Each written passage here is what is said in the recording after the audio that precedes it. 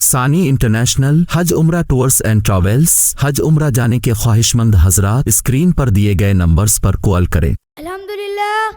الحمدللہ نحمدہ ونستعینہ ونستغفرہ ونعوذ باللہ من شرور انفسنا ومن سیئات اعمالنا من یہد اللہ فلا مضل له من یضلل فلا ہادی له ونشهد ان لا الہ الا اللہ وحدہ لا شریک له ونشهد ان سیدنا ونبینا ومولانا محمدا عبدہ ورسولہ فاعوذ باللہ من الشیطان الرجیم بسم اللہ الرحمن الرحیم صدق اللہ العظیم۔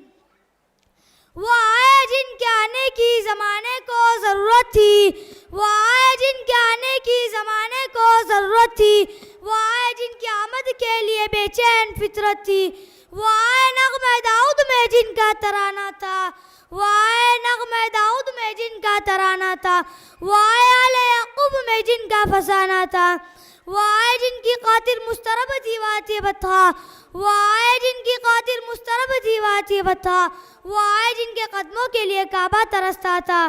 جناب صدر اور میرے مشفق و مربی اساتذہ اکرام اور آئے ہوئے مہمان اعظام اور میرے طالب علمی زندگی کے ہم سفر ساتھیوں، السلام علیکم ورحمۃ اللہ وبرکاتہ۔ عزیز ساتھیوں، یہ ایک مسلمہ حقیقت ہے کہ آپ صلی اللہ علیہ وسلم کاروان نبی کے رہبر اعظم ہیں۔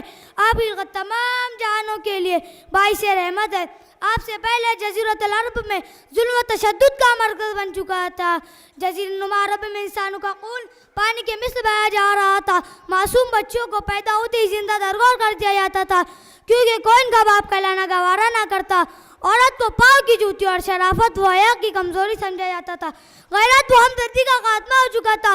نفرت و انتقام اور وحشت و بربریت کی تاریخ آندیاں چل رہی تھی۔ کمزور بے قصور اور مظلوموں کا کوئی پرسانے حال نہ تھا۔ انسانیت رو رہی تھی۔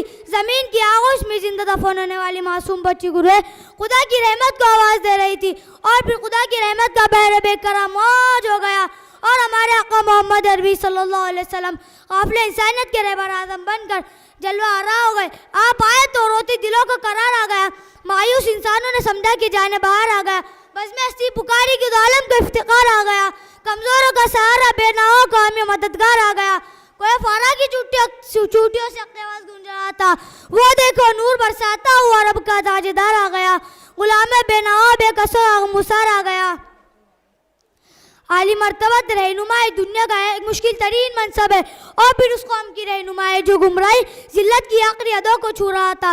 یہ کام بہت دشوار تھا، مگر آپ تو رہبر اعظم تھے، ہادی اکرم تھے، نور مجسم تھے۔ قدرت نے آپ کو رہبر اعظم کا منصب عطا کرنے کے لیے ازل سے ابد تک تمام محاسن سے نواز رکھا تھا۔ حاضرین اکرام، جب نور مجسم صلی اللہ علیہ وسلم اپنی ابدی قیادت کا پرچم اٹھا کر آگے بڑھے تو عالم انسانیت قضا شکستہ پر بہار آ گئی۔ اہل ماناب کی ایک جھلک دیکھتے ہی پکار اٹھے کہ محمد کی صورت میں غمگسار آ گیا۔ صدیوں سے بگڑے ہوئے معاشرے کو سدھارنا ایک کٹھن عمل تھا، مگر آپ تو کوئی عام انسان تو نہیں تھے، آپ تو محبوب خدا تھے۔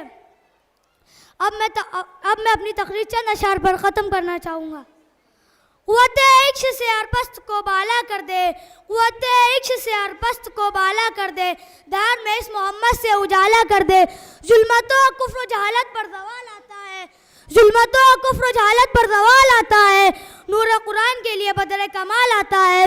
زندگی مجھ پر لٹاتی ہے مسرت کے غلاب، زندگی مجھ پر لٹاتی ہے مسرت کے غلاب، جب بھی سرکار کی رحمت کا خیال آتا ہے۔ سیدی کہہ کر بلاتے ہیں صحابہ اس کو، سیدی کہہ کر بلاتے ہیں صحابہ اس کو، زیر دامان محمد جو بلال آتا ہے، جس کو سرکار دو عالم کے ہوئے لطف نصیب، جس کو سرکار دو عالم کے ہوئے لطف نصیب، کون کہتا ہے کہ پھر اس کو زوال آتا ہے؟ وما علینا الا البلاغ۔